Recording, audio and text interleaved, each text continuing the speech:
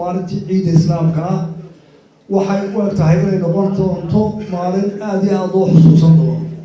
waxaan filayaa kulankeena maanta halkan aynu isugu nimid oo ahayd wadatashi iyo inaynu iswaraysano dalkeena inay u noqon doonto farxad u leh inta af Soomaaliya ku hadashaa meel joogtada. waxaa kaloo ay farxad iyo taariikh wanaagsan u noqonaysaa inta jecel horumarka, nabadda iyo iskaashiga iyo wada noolaanshaha. sababta oo ah taariikhda rag badan oo laga fadhiya intay garanayaan oo Yuusuf Cabdillaahi baas ka mid yahay. waxa weeye magaalada Wajaale joognaa waxay ka mid tahay magaalooyinka dhibaatooyinka badan ee colaadihii siyaasadii la oran jiray dagaalkii qaboobaa kuwii jabhadaha kuwii colaadaha la soo ergisto ee dowladaha la soo ergisto intuba ay ku dhaceen.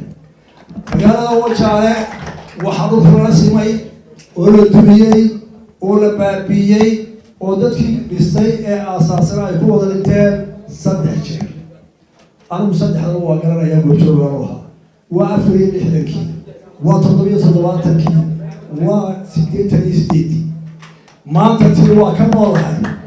waxay maanta tani sax u tahay inteena dadka dhalan doonay soo socday iyo inteena noolay inaynu joojino oo aynu xaaraantinimayno dagaal dambe oo ka dhexeeya dadka walaalaha hadday dawlad yihiin hadday reer yihiin ummadaha nool dagaal dambe inuu ka dhexeeyo.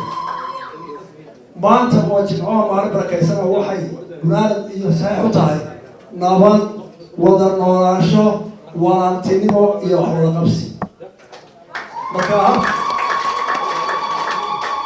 inteena hoolka fadhida iyo intii kale maanta Wajaale joogtay waxay u tahay farxad iyo niyayiro iyo mustaqbal fiican iyo dhibaatadii soo martay dalka oo dhan oo Wajaale tahay magaalooyinka tusaalaha dagaalada iyo dhibaatooyinka loo soo qaadan karo in Ilaahay halkaa inaga dhameeyey oo aynu bilaabana waji cusub, nolol wanaagsan, walaaltinimo iyo wax wada qabsi. waxaan aad iyo aad u mahadnaqayaa Mustafa oo dhalinyaro ah oo iyo xilka hayay. waa nasiibkiisa isaga maanta inuu taariikhda wax ka saxo oo uu ku bilaabo hawshiisii ugu horreysay Wajaale ku yimaado inay noqoto Wajaale nabadii iyo wax wada qabsigii iyo iskaashigii meesha labada dowladood ay ka bilaabaan. waxaan weydiisayaa dadkii aanu ka nimid maanta haddaanaan joojin oo nala wajib waaqad washir ma jiro waxaan filayaa wixii Soomaaliland deganaa Boorama, Hargeysa iyo Gabiley inaan dhigo hadheen. laakiin dadka waxaan sheegaa jimcaha tahay maantana qalbiga la iska soo dhaweeyaa muuqa iyo dariiqa istaaga maaha. niyadda iyo soo garasho waa ruuxa iyo qalbiga. markaa qalbigoodina walaaltimaas aanu ka siinaa kuwa jijiga ilaa iyo dowlow iyo afdam iyo dooro iyo qoraxa iyo intaasina waa ogahay maanta qalbigooda soo koox doonaan halkan. ilaahay waxaan u rajeynayaa nabad, iskaashi iyo wanaag.